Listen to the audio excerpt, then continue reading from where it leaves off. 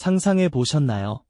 아득히 먼 옛날 수천 킬로미터의 모래바람 부는 사막과 깎아지른 듯 험준한 산맥, 그리고 끝없이 펼쳐진 미지의 바다에 가로막혀 있던 두 개의 거대한 세계를 말이죠. 황하의 젖줄에서 태어나 번성했던 동방의 문명과 푸른 지중해를 품고 찬란하게 꽃피웠던 서방의 그리스 로마 문명.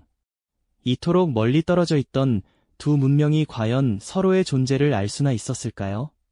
그리고 만약 그들이 마침내 서로를 인지하고 교류하는 순간이 찾아왔다면 그 여정은 또 얼마나 지난하고 위대했을까요? 인류 역사의 지평을 완전히 바꾸어 놓은 동서양 문명의 첫 만남, 그 놀라운 이야기가 지금부터 여러분 앞에 펼쳐집니다. 우리가 미처 알지 못했던 경이로운 역사의 한 페이지를 함께 열어보시죠. 오랜 세월 동안 이 두 문명은 마치 평행선처럼 각자의 길을 걸으며 독립적으로 눈부신 번영을 이루어 왔습니다.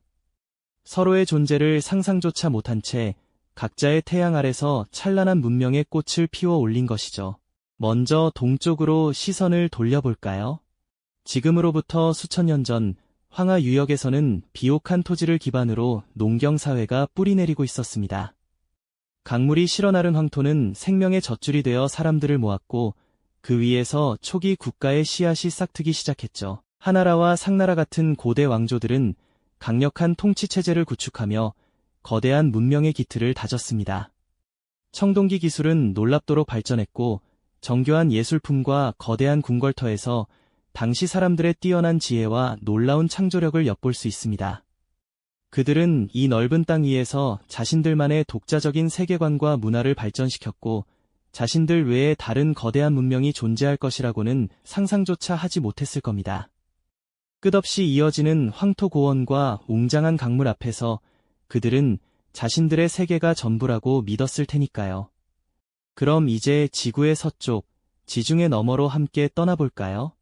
같은 시기 푸른 바다를 끼고 있는 그리스에서는 수많은 폴리스들이 저마다의 개성을 뽐내며 활기 넘치는 도시 국가를 형성하고 있었습니다. 아크로폴리스의 웅장한 신전과 아고라에서 펼쳐지던 열띤 토론, 민주주의의 싹을 틔운 정치체제, 그리고 소크라테스, 플라톤 같은 위대한 철학자들이 던진 삶의 본질에 대한 질문들은 오늘날까지도 우리에게 깊은 영감을 주고 있죠. 뒤이어 등장한 로마는 그리스의 유산을 흡수하며 강력한 군사력과 정교한 법률, 그리고 거대한 건축 기술을 바탕으로 광활한 제국을 건설했습니다. 원형 경기장의 함성 속에서 혹은 로마 가도의 끝없이 이어진 길 위에서 그들은 자신들의 문명이 세계의 중심이라 믿어 의심치 않았을 것입니다. 그들에게 동방의 황하 문명은 그저 미지의 전설 같은 이야기였을 뿐이죠. 어쩌면 존재 자체를 인지하지 못했을지도 모릅니다. 거대한 지도 위에 황하 문명과 그리스 로마 문명의 위치를 표시해본다면 그 사이에 놓인 아득한 거리에 절로 숨을 들이켜게 될 겁니다. 끝없이 펼쳐진 사막과 험준한 산맥, 그리고 망망대해는 이 두 세계를 완전히 단절시켰죠. 서로의 존재조차 알지 못한 채 각자의 영역에서 경이로운 문명을 꽃피웠던 그들의 모습은 고립된 채 위대함을 일구어낸 인류의 저력을 보여주는 듯합니다. 과연 이토록 멀리 떨어진 두 문명은 어떤 계기로 서로에게 다가서기 시작했을까요? 그들의 오랜 고립을 깨뜨리고 미지의 다리를 놓기 시작한 첫걸음은 어디에서부터 시작되었을까요? 네, 그 첫걸음은 인류의 지칠 줄 모르는 탐험 정신에서 비롯되었을 겁니다. 서쪽에서는 알렉산드로스 대왕의 원정이, 동쪽에서는 한나라 장건의 끈질긴 여정이 바로 그 시작점이었죠. 기원전 4세기 알렉산드로스는 그리스 문명을 품고 동방으로 진격했습니다. 그의 군대는 페르시아를 넘어 인더스강 유역까지 이르렀죠. 그로부터 약 200년 뒤 동쪽에서는 또 다른 발걸음이 시작됩니다. 한나라 무제는 흉노족 견제를 위해 장건이라는 인물을 서역으로 파견합니다. 기원전 139년 장건은 미지의 땅으로 떠났죠. 그의 여정은 고난의 연속이었습니다. 흉노족에게 10년 동안 억류되기도 했지만 그는 포기하지 않았습니다. 대진국은 서해, 지중해, 연안에 있으며 국토는 수천 리에 달하고 백성들은 키가 크고 외모가 잘생겼으며 황제가 다스리는 강력한 나라라고 묘사되어 있습니다. 진기한 물품들과 독특한 풍습에 대한 기록도 찾아볼 수 있죠.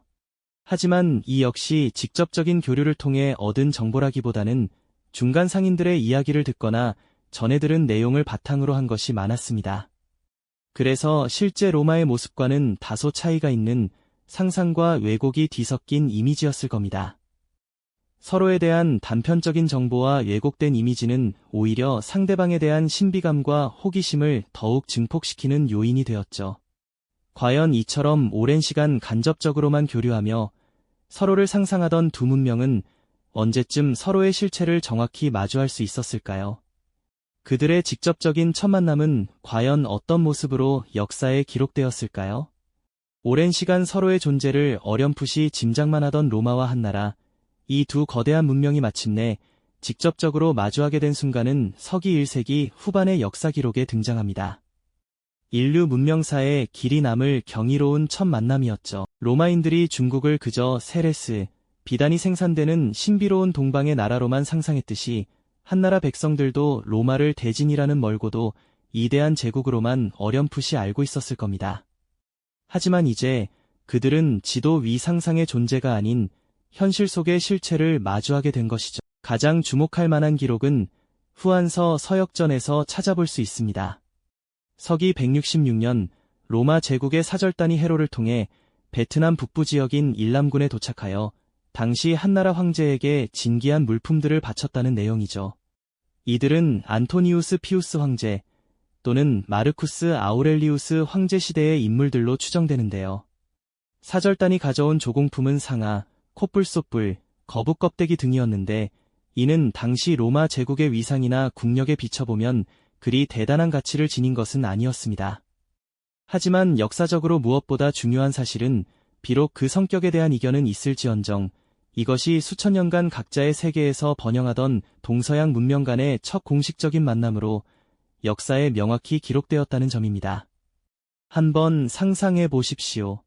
수만 킬로미터의 험난한 여정을 거쳐 낯선 땅에 발을 디딘 로마 사절단이 웅장한 규모를 자랑하는 한나라의 궁궐과 위엄 있는 황제를 마주했을 때 과연 어떤 감격과 놀라움을 느꼈을까요?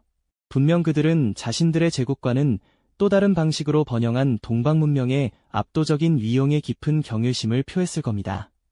비록 언어는 통하지 않았고 문화는 달랐겠지만 서로를 향한 인간적인 호기심과 거대한 문명에 대한 경탄은 모두 같았을 테죠.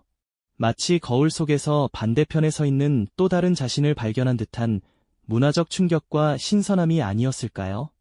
물론 이 첫 만남은 상징적인 의미가 더 컸습니다. 로마 사절단이 실제로 한나라의 수도인 낙양까지 직접 이동했는지에 대해서는 아직까지도 학자들 사이에서 의견이 분분합니다. 어쩌면 그들은 베트남 해안에서 중간 상인들에게 물품을 전달하고 돌아섰을 수도 있습니다. 혹은 로마의 상인들이 동방 무역로를 따라 중국 해안에 도달한 것을 한나라 측에서 로마의 공식 사절단으로 오해하여 기록했을 가능성도 배제할 수는 없습니다. 결국 이 만남은 거대한 유라시아 대륙의 양끝에 위치한 두 문명이 서로의 존재를 겨우 인지하기 시작한 초기 단계에 불과했으며 진정한 의미의 광범위한 교류는 아직 요원했던 것이죠. 하지만 이러한 한계에도 불구하고 이 만남은 인류 역사에 분명한 획을 긋는 중요한 전환점이었습니다. 오랫동안 지도 위에 상상의 점으로만 존재했던 두 문명이 마침내 현실 세계에서 서로의 실체를 확인한 순간이었으니까요. 이는 단순히 비단이나 상아 같은 물품을 교환한 것을 넘어 서로 다른 세계관과 철학, 발전된 기술들이 간접적으로나마 교류할 수 있는 새로운 가능성의 문을 활짝 열어준 사건이라고 할 수 있습니다. 실크로드를 통해 면면이 이어져 온 수많은 간접적인 만남들이 비옥한 토양에 뿌려진 씨앗이 되어 드디어 직접적인 접촉이라는 이름의 튼실한 싹을 틔운 것이죠. 이러한 만남은 인류의 끝없는 탐험 정신과 미지의 세계에 대한 불굴의 갈망이 어떻게 불가능해 보이는 지리적 장벽을 허물었는지 감동적으로 보여주는 생생한 증거가 됩니다. 수천 년간 각자의 방식으로 찬란하게 발전해온 두 문명이 마침내 물리적으로 조우하는 순간, 그것은 단순히 지리적 거리를 좁힌 것을 넘어 인류 문명 발전의 새로운 지평을 활짝 열었다는 깊은 깨달음을 우리에게 안겨주지 않나요? 이들의 역사적인 첫 만남이 훗날 세계사에 어떤 거대한 파장을 일으키게 되었는지, 그리고 그 만남이 오늘날 우리에게 주는 교훈은 무엇일지 이제 그 다음 이야기에 귀 기울여 볼 때입니다. 이전 이야기에서 우리는 유라시아 대륙 양 끝의 거대한 문명이 서로의 존재를 어렴풋이 인지하고 마침내 첫 접촉을 시도했던 순간에 대해 이야기 나눴습니다. 상상 속에서만 존재하던 미지의 세계가 현실로 다가오는 그 경이로운 순간을 말이죠. 그렇다면 이 역사적인 만남은 과연 언제, 그리고 어떤 모습으로 기록되었을까요? 인류 문명의 지평을 넓힌 그 결정적인 순간을 이제 함께 살펴보겠습니다. 서기 1세기 후반, 로마 제국과 한나라는 각자의 영역에서 찬란한 문명을 꽃피우며 세계의 양대 산맥으로 군림하고 있었습니다.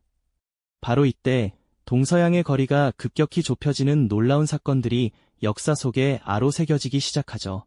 중국의 사서에는 서기 166년에 로마의 사신, 즉 대진왕 안돈이 보낸 사절단이 한나라에 도착했다는 기록이 선명하게 남아 있습니다.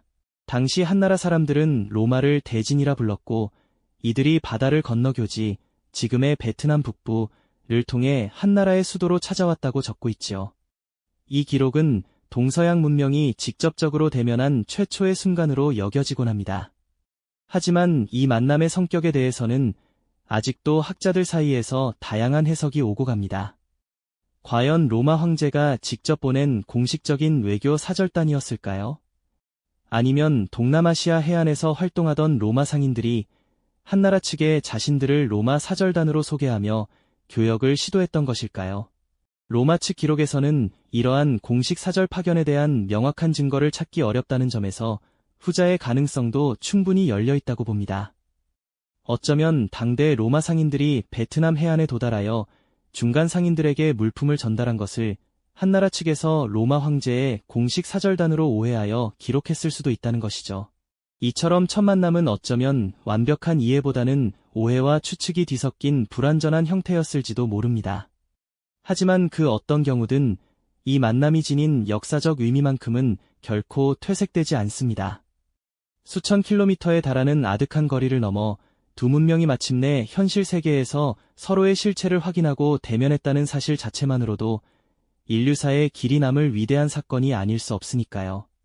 마치 오랫동안 지도 위에 상상의 점으로만 존재했던 미지의 대륙이 마침내 탐험가의 발길 아래 굳건한 땅으로 모습을 드러낸 것과 같다고 할까요?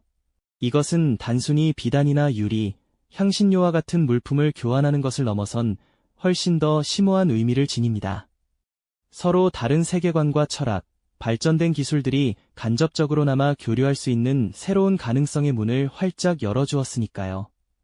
실크로드를 통해 면면이 이어져 온 수많은 간접적인 만남들이 비옥한 토양에 뿌려진 씨앗이 되어 드디어 직접적인 접촉이라는 이름의 튼실한 싹을 틔운 순간이라고 할 수 있습니다.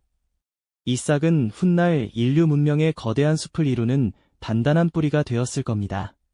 이러한 만남은 인류의 끝없는 탐험 정신과 미지의 세계에 대한 불굴의 갈망이 어떻게 불가능해 보이는 지리적 장벽을 허물었는지 감동적으로 보여주는 생생한 증거가 됩니다. 수천 년간 각자의 방식으로 찬란하게 발전해온 두 문명이 마침내 물리적으로 조우하는 순간, 그것은 단순히 지리적 거리를 좁힌 것을 넘어 인류 문명 발전의 새로운 지평을 활짝 열었다는 깊은 깨달음을 우리에게 안겨주지 않나요? 과거의 고립을 깨고 서로를 향해 손을 내민 용기 있는 발자취는 인간의 본성 깊이 자리한 소통과 교류의 욕구를 여실히 증명해 보입니다. 황하 문명과 그리스 로마 문명의 만남은 단순히 과거의 이야기에 머무르지 않습니다. 이는 서로 다른 문화가 어떻게 소통하고 서로에게 영향을 주고받으며 인류 전체의 역사를 더욱 풍요롭게 만들어 왔는지에 대한 근원적인 질문을 우리에게 던집니다. 험난한 여정 끝에 이루어진 과거의 만남이 오늘날 세계화 시대에 살아가는 우리에게 주는 교훈은 무엇일까요? 과연 우리는 이들의 발자취를 따라 앞으로 어떤 모습의 문명 교류를 만들어가야 할지 깊이 생각해 볼 때가 아닌가 싶습니다. 다음 이야기에서는 이 역사적인 첫 만남이 이후 세계사에 어떤 거대한 파장을 일으켰는지 그 흥미진진한 여정을 더 깊이 파고들어 보겠습니다.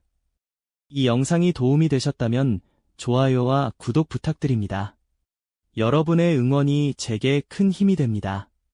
다음 영상에서도 더 유용한 정보를 공유하겠습니다. 감사합니다.